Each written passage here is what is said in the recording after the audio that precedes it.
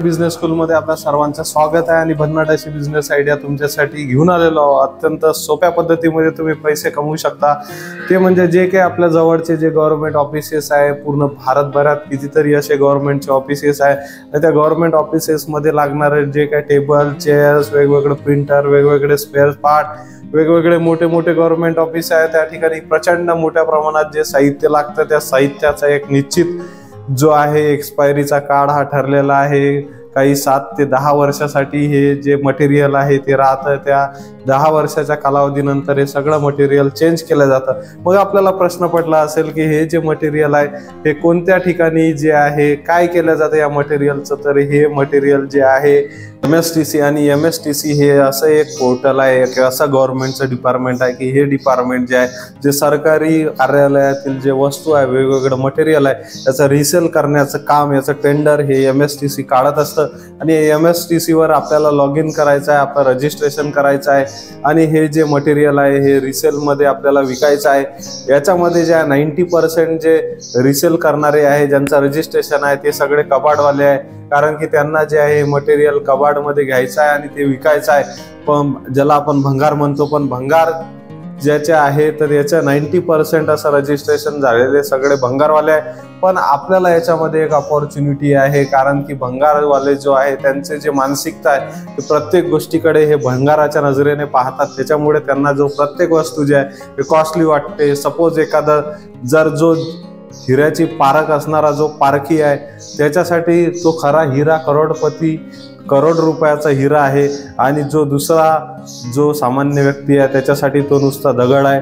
त्याच्यामुळे आपल्याला जो आहे प्रत्येक गोष्ट समजून घ्यायची आहे। आपण जर बेचा पाडा जर फक्त घोकंपट्टी केली तर त्याच्यात आपल्याला समजणार नाही, पण आपण जर समजून घेतलं की 2 दुनी 4 कसे होतात तरच आपण 3 दुनी 6, 4 दुनी 8 असं हे समजून घेऊ शकतो। तर हाच फॉर्म्युला आपल्याला शिकून घ्यायचा आहे।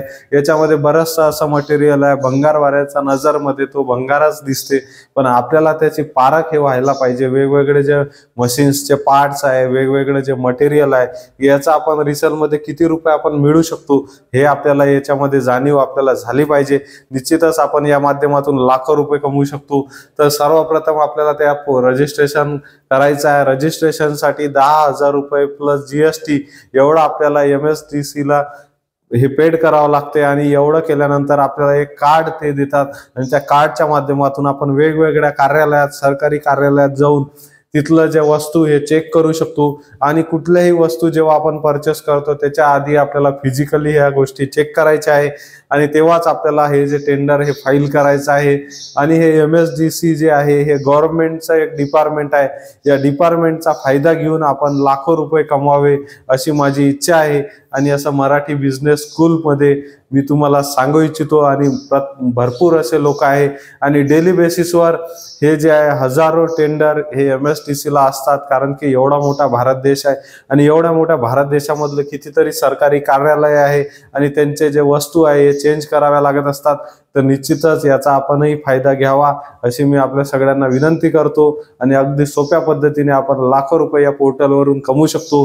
कितीतरी असे जे कस्टम डिपार्टमेंटने जे जप्त केलेल्या वस्तू आहे, असं नाही की याच्यामध्ये फक्त भंगारच राहते। कस्टम डिपार्टमेंटने जे वस्तू समजा जप्त केलेल्या आहे, काही एअरपोर्टवर अनलिगल करताना ज्या वस्तू जप्त केलेल्या आहे अशा चांगल्या चांगल्या वस्तू सुद्धा त्याचं सुद्धा इथे ऑप्शन होतं। अत्यंत कमी रेटमध्ये आपल्याला हे उपलब्ध होतं आणि निश्चितच या माध्यमातून आपण लाखो रुपये कमवू शकतो। तुम्ही मराठी बिझनेस स्कूलमध्ये हा व्हिडिओ पाहत आहेत, जर आपल्या स्कूलमध्ये ॲडमिशन घेतली नसेल तर आता सबस्क्राईब करून ॲडमिशन घ्या।